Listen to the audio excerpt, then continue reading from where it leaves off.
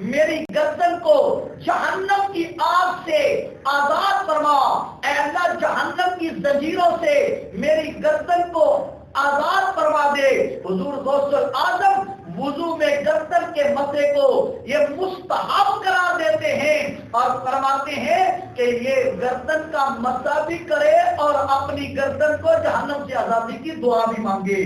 آئیے امام احمد بن حنبل کی آپ کا تقلید کرنا، یہ وہ سارے معمولات ہیں۔ پھر قبرستان میں جا کر ایصال ثواب کرنا، مردے کا سننا، اس طرح ایصال ثواب کا مردوں کے لیے نافع ہونا اور دیگر چیزیں حضور غوث اعظم نے غنیت الطالبین میں بیان فرمائی ہیں۔ اس سے پتہ چلا چند ایک چیزوں رفع یدین اور قرات خلف الامام اور اقامت کا بات لوگوں کو بتا کر یہ کہنا کہ ہم غوث اعظم کے چاہنے والے ہیں، ان کے پیچھے چلنے والے ہیں۔ ارے لوگوں، ہم حنفی ہیں، ہم کلمہ مصطفیٰ کا پڑھتے ہیں اور تقلید امام اعظم ابو حنیفہ کی کرتے ہیں۔ ہم امام احمد بن حنبل یا شیخ عبد القادر جیلانی حضور غوث اعظم کے مقلد نہیں ہیں۔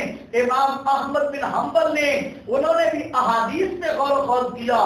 لوگ کہتے ہیں پھر یہ اختلاف ائمہ میں کیوں میں ہے؟ غوث اعظم نے بھی تو غور و خوض کرنے کے بعد عقیدہ اپنایا ہوگا۔ ارے اختلاف کی وجہ سے اگر کسی کو مطعون کیا جائے تو مسائل میں اختلاف تو صحابہ کرام میں بھی موجود ہے۔ اس لیے آئیے رضاعت کبیر کے بارے میں، بڑا بندہ دودھ پیے، اماں جی فرماتی ہیں رضاعت کے احکامات ثابت ہو جائیں گے، جبکہ دیگر ازواج مطہرات اور صحابہ فرماتے ہیں کہ احکامات مدت رضاعت کے دوران دودھ پینے سے ثابت ہوتے ہیں، بعد میں ثابت نہیں ہوتے۔ اختلاف تو موجود ہے۔ کھڑے ہو کر پیشاب کرنے کی احادیث حضرت مغیرہ بن شعبہ اور حذیفہ بن یمان سے امام ترمذی نے نقل فرمائی۔ اماں جی فرماتی ہیں جو بیان کرے کہ حضور نے کھڑے ہو کر بول مبارک فرمایا، اس کی تصدیق نہ کرنا۔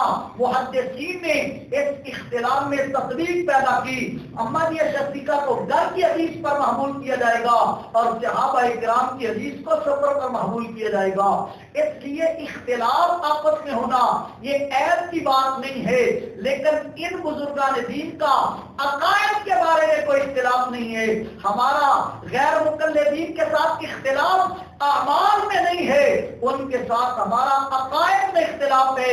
اگر عقیدہ درست ہو، رفع یدین کے ساتھ نماز پڑھی جائے، بغیر رفع یدین کے پڑھی جائے، اللہ کی بارگاہ میں قبول ہے۔ اگر بندہ گستاخ رسول ہو، وہ چاہے ہاتھ سینے پر باندھے یا زیر ناف باندھے، اس کی کوئی عبادت اللہ کی بارگاہ میں قبول نہیں ہے، کیونکہ حضور کی غلامی اور محبت ایمان کی اصل ہے۔